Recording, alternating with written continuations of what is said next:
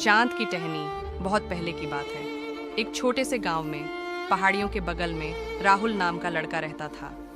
पिता किसान थे और माँ घर संभालती थी। राहुल में बचपन से ही एक अटूट चाह थी, आसमान में उड़ना। वह बचपन में पत्ती की नाव बनाकर उसे हवा में उड़ा ले जाना चाहता, पतंग उड़ाकर बादलों को छूना चाहता। गांव के लोग अक्सर हंसते, क्या इस गांव का लड़का बादल पकड़ लेगा?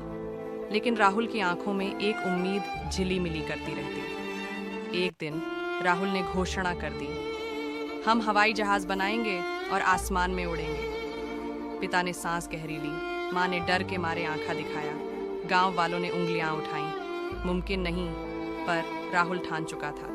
उसने जंगल से बांस लिए, पत्थर लाए, लकीरें खींची और दिन रात मेहनत की। उसका एकमात्र सहारा था उम्मीद और छोटी छोटी सफलताएं।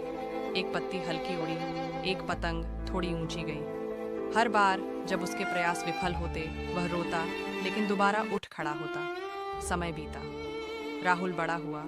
उसने किताबों में पढ़ा उड़ान के सिद्धांत, मैकेनिक्स, ईटर इंजीनियरिंग। शहर गया, अध्ययन किया, फिर गांव लौटा अपने खोए रंगों को वापस लाने के लिए। और आखिरकार उसने गांव की सरहद पर एक हवा विमान का प्रारूप तैयार किया। गांव वाले अब हंसते नहीं, कुछ भावुक हो गए। जब राहुल ने परीक्षण उड़ान की तैयारी की तो पूरा गांव जमा हुआ। वह दिन था जब राहुल विमान में बैठा। इंजन चला, पंख फड़फड़ाए, धीरे धीरे वो जमीन से ऊपर उठा, कुछ फीट, फिर कई फीट, और अंततः आसमान के एक कोने में पहुंच गया। पक्षियों के बीच, बादलों के पास, जैसे स्वप्न सच हो गया हो।